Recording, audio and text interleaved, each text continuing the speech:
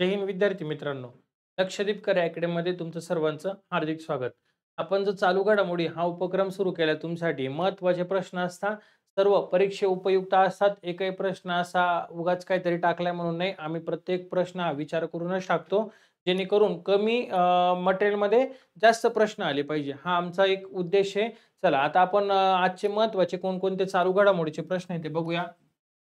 बघा, तिसरे विश्व मराठी साहित्य संमेलन हे तिसरे विश्व मराठी संमेलन कोणत्या ठिकाणी होणार आहे? तर पुणे या ठिकाणी होणार आहे. त्यानंतर राजमाता जिजाऊ यांची जयंती केव्हा असते? राजमाता जिजाऊ यांची जयंती असते 12 जानेवारीला आणि 12 जानेवारीला कोणता दिन असतो? अजून एक युवक दिन असतो. युवक दिन. स्वामी विवेकानंद यांचा जन्मदिन युवक दिन म्हणून बनवला जातो. तो पण केव्हा असतो? 12 जानेवारी. मग 2 दिन विशेष लक्षात ठेवा. राजमाता जिजाऊ यांची जयंती आणि युवक दिन 12 जानेवारी. 2025 मध्ये ब्रिक्स संघटनेचे अध्यक्षपद कोणता देश असणार आहे? तर बघा 2025 मध्ये ब्रिक्स संघटनेचे अध्यक्षपद हे ब्राझील हा देश असणार आहे. महत्त्वाचा प्रश्न आहे. विचारतील ब्रिक्स संघटनेमध्ये एकूण पहिले किती देश होते? सध्याला किती आहे? ते सगळं आपण आता एक बघणार आहे. बघा इथं ब्रिक्स पाहिजे हां. ब्रिक्स संघटनेत एकूण किती देशांचा समावेश आहे? म्हणजे एकूण किती देश सदस्य आहेत? तर ब्रिक्स संघटनेमध्ये एकूण किती देशांचा समावेश आहे? 10 देश आहे, जे ब्रिक्स संघटनेचे कोण आहे? सदस्य. त्यानंतर पुढे बघा मित्रांनो, तो 10वा देश कोणता असणार आहे? तर 10वा देश असणार आहे तुमचा इंडोनेशिया हा देश असणार आहे 10वा. आणि यामध्ये बघू आता कोणकोणते 10 देश सदस्य आहे.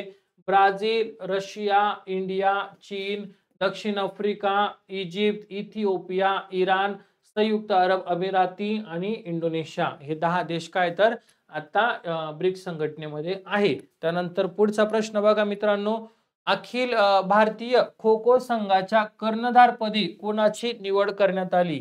प्रियंका इंगळे यांची खो-खो संघाच्या कर्णधारपदी काय करण्यात आली? निवड करण्यात आली. कोणत्या जिल्ह्याच्या मित्रांनो त्या? तर बीड जिल्ह्याच्या आहे.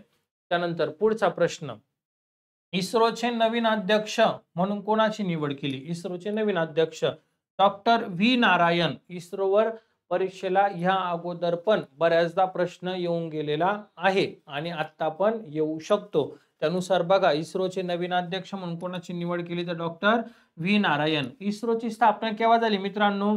1969 ला. इस्रोचा मुख्यालय कुठे? बंगळुरू. आणि कोणत्या राज्यात आहे बंगळुरू? तर कर्नाटक राज्यामध्ये. त्यानंतर पुढे बघू आपण, मुंबई उच्च न्यायालयाच्या मुख्य न्यायाधीशपदी कोणाची निवड करण्यात आली आहे? मुंबई उच्च न्यायालयाच्या मुख्य न्यायाधीशपदी आलोक आराधे यांची निवड केली आहे. मुंबई उच्च न्यायालयाचे कोण येते? मुख्य न्यायाधीश. आणि 100वा प्रश्न बघा, 100 प्रश्न झाले आपले बघता बघता.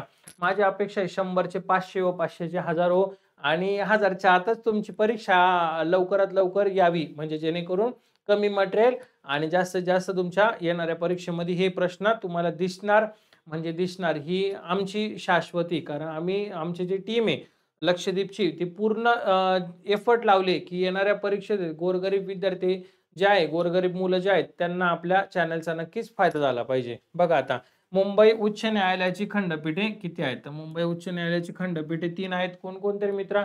नागपूर, पणजी, छत्रपती संभाजीनगर. लक्षात असू द्या. महत्त्वाचे प्रश्न जे वाटताय ते सर्वच्या सर्व नोट डाउन करा आणि आमच्या चॅनलला नक्कीच लाईक करा, सबस्क्राईब करा. धन्यवाद.